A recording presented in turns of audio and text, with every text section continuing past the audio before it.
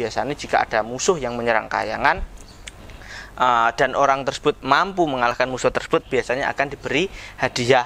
Seperti itu bidadari. Nah,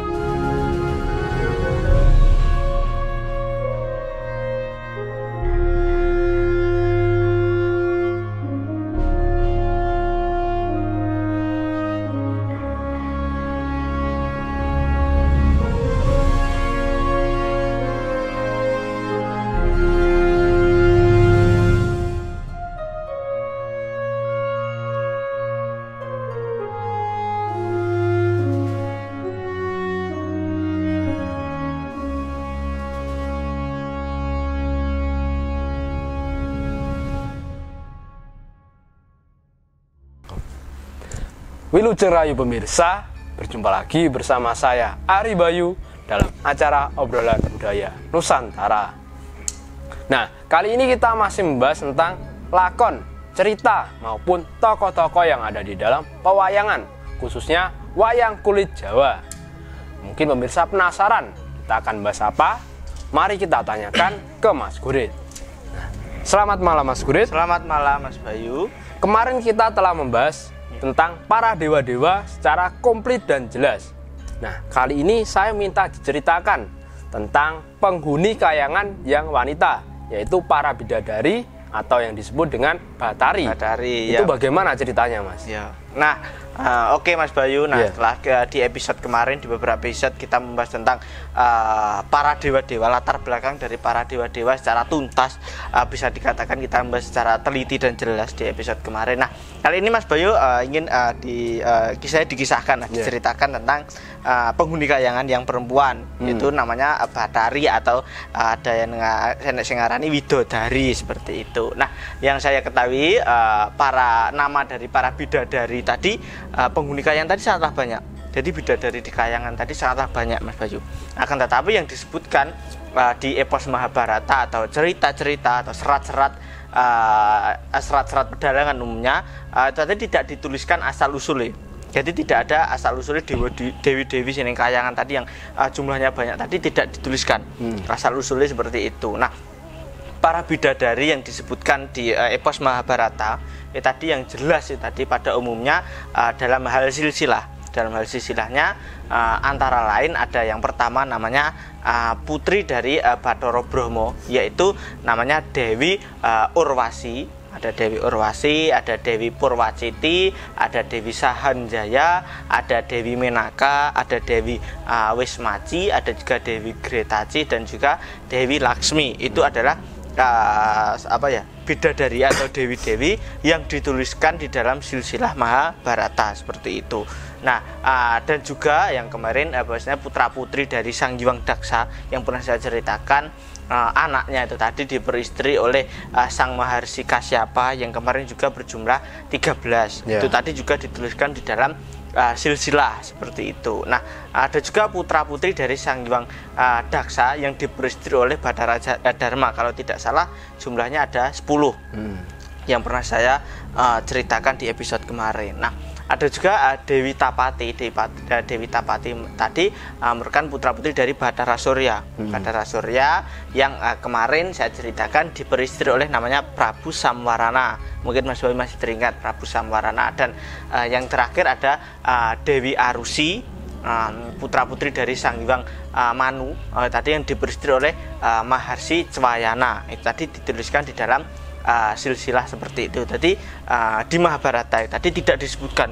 Jadi berapa banyak bidadari tadi tidak disebutkan, namun hanya disebutkan beberapa yang ada di silsilah seperti itu. Nah, dan para bidadari yang tidak disebutkan di dalam silsilah tadi ada namanya Batari Parwati. Dia merupakan istri dari Bathara Wisnu yang pernah saya ceritakan kemarin. Ada juga namanya Batari Saci, istri dari Bathara Indra. dan istri dari Bathara Prajapati atau Prajapati yang kemarin memiliki anak Wasuwolu itu tadi, Mas Bayu, seperti itu. Nah, terkadang juga dituliskan bahwasanya para bidadari itu tadi yang dituliskan secara silsilah itu tadi, akan tetapi tidak disebutkan namanya. Jadi ada bidadari yang dituliskan di dalam silsilah akan tetapi tidak disebutkan namanya, namun hanya anak iki seperti itu. Nah, seperti istri dari Sang Hyang Daksa itu tadi hanya dituliskan jumlahnya saja. Dan juga istri dari Wasuwolu tadi kan juga tidak dituliskan, tapi kan dia memiliki anak itu tadi, yang dituliskan dia hanyalah saudara dari Bathara Prahaspati kemarin, Mas Bayu, seperti itu. Oh, jadi itu ya, Mas, silsilah dari beberapa batari atau bidadari. Ya. Nah, lalu apakah mereka juga mempunyai tugas khusus, Mas? Sebentar, Mas. Ya. Mas Guri jawab, silakan diminum dulu. Ya.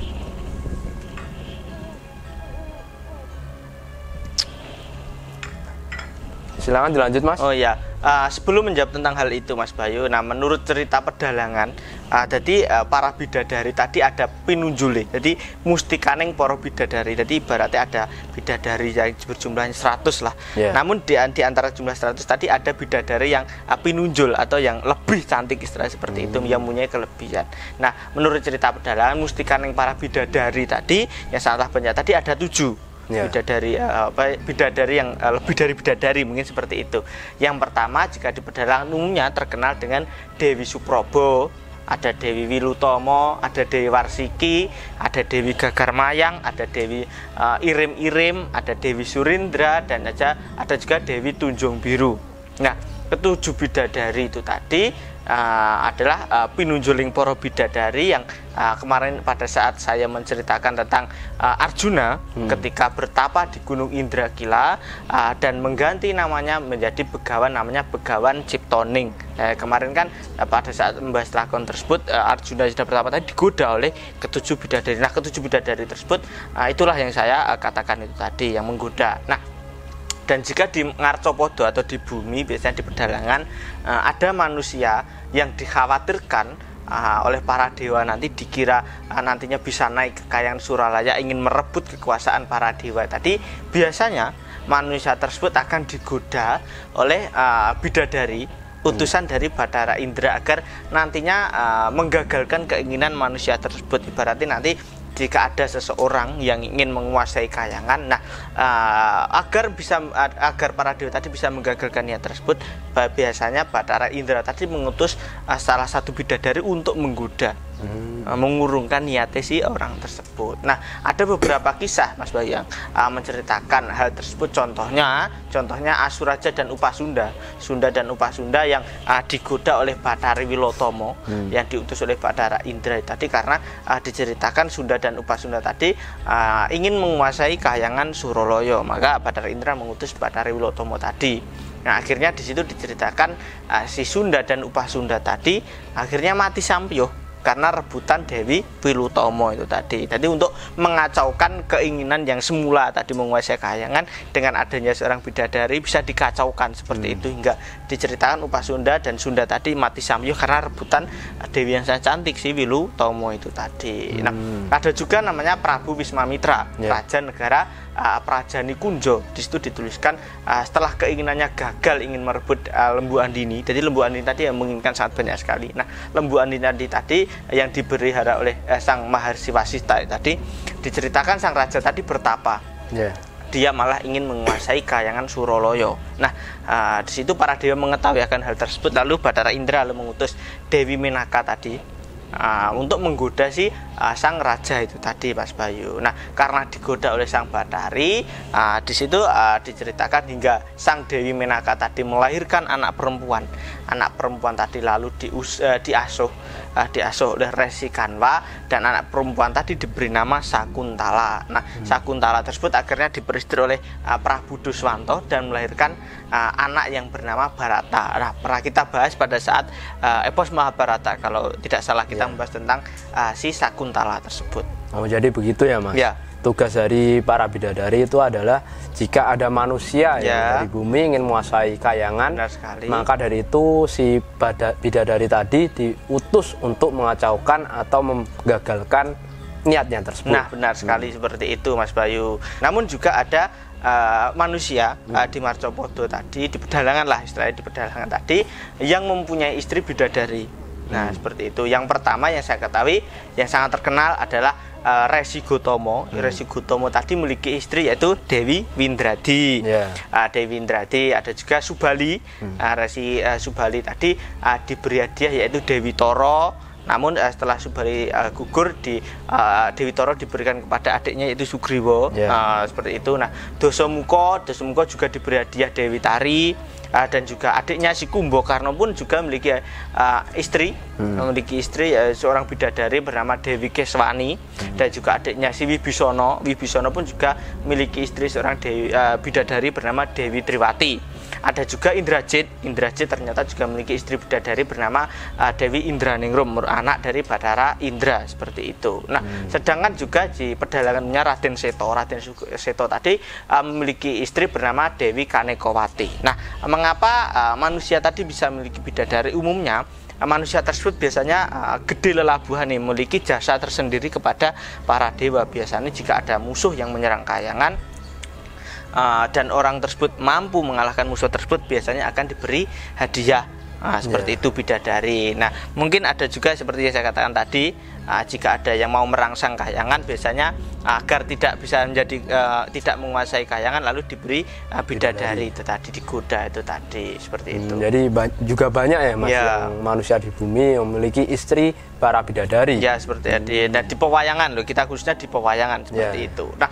ada juga beberapa kisah ya Mas Bayu yang menceritakan tentang bidadari atau dewi tadi yang semula memiliki watak yang bagus, akan tetapi terkena kutukan oleh beberapa resi, dan juga wujudnya dari yang malunya cantik berubah menjadi hewan. Nah, dan hewan tadi biasanya bisa ruwat kembali ke wujud asal mulanya. Nah, ada beberapa kisah yang saya ketahui, ada namanya Dewi Adrika. Dewi Adrika tadi dikutuk menjadi ikan pada saat itu, dan Dewi Adrika lalu melahirkan anak dampit. Anak dampit tadi diberi nama Prabu Matsopati dan Dewi Durgandini atau Dewi Sayugana Gandhi. Jika di pedalangan ada namanya Dewi Roro Amis, seperti itu. Nah, setelah melahirkan anak tersebut, sang Dewi Adrika tadi ruwat, bisa kembali ke wujud asalnya seperti bidadari. Nah, ada juga Dewi Windradi yang pernah saya ceritakan, dia dikutuk oleh suaminya sendiri yaitu Resi Gotama karena dia selingkuh dengan Bathara Surya, lalu tubuhnya menjadi sebuah tugu karena kelakuannya itu tadi.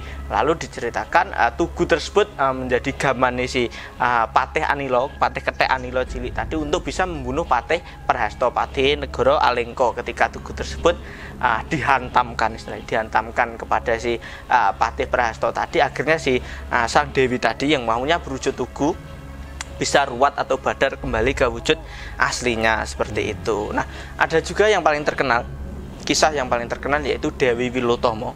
Dia dikutuk menjadi kuda sembrani atau jaran sembani, kuda yang memiliki sayap. Nah, dia bisa ruwat berkat dia membantu si Kumboyono atau nama cilian nama jeneng nome si Durno dari negara atas angin. Dia ingin menyeberangi samudra karena ingin pergi ke negara Pancala. Nah, hasil hubungannya si Wilutomo dengan si Bambang Kumboyono tadi melahirkan anak laki-laki yang diberi nama si Aswatomo itu tadi, Mas Bayu. Nah, mungkin Mas Bayu juga sok bingung. Ada juga anak ratu yang penyebutan juga Dewi, dan bidadari pun juga disebutkan Dewi. Nah, mungkin yang menurut prediksi saya seperti ini, Mas Bayu. Jadi anak ratu itu tadi dibayangkan sebagai bidadari, maka mungkin kawulane tadi menyebutnya Dewi, sang Dewi Kunti. Namun Dewi Kunti kan bukan termasuk bidadari seperti itu. Namun karena Kunti tadi anaknya seorang raja, nah maka dia poro kawulannya tadi menyebutnya sang Dewi Kunti. Nah, bahkan Dewi Suprobo tadi kan beda golongan, dia juga seorang bidadari seperti itu, Mas Bayu. Nah, mungkin itu dulu Mas Bayu yang bisa saya sampaikan, yang saya ketahui sedikit ilmu tentang cerita tentang para bidadari seperti itu, Mas Bayu. Ya, terima kasih ya Mas Gurit atas kisahnya tadi. Nanti bisa dilanjut lagi di episode selanjutnya. Nah, itu tadi pemirsa penjelasan tentang para bidadari yang ada di Kahyangan Suralaya menurut beberapa serat dan juga berbagai sumber. Mudah-mudahan cerita yang Mas Gurit sampaikan tadi bisa menambah pengetahuan kita semuanya tentang pewayangan, khususnya wayang kulit Jawa. Dan apabila ada salah-salah kata kami mohon maaf. Tetap ikuti video kami selanjutnya hanya di Salam Budaya Nusantara.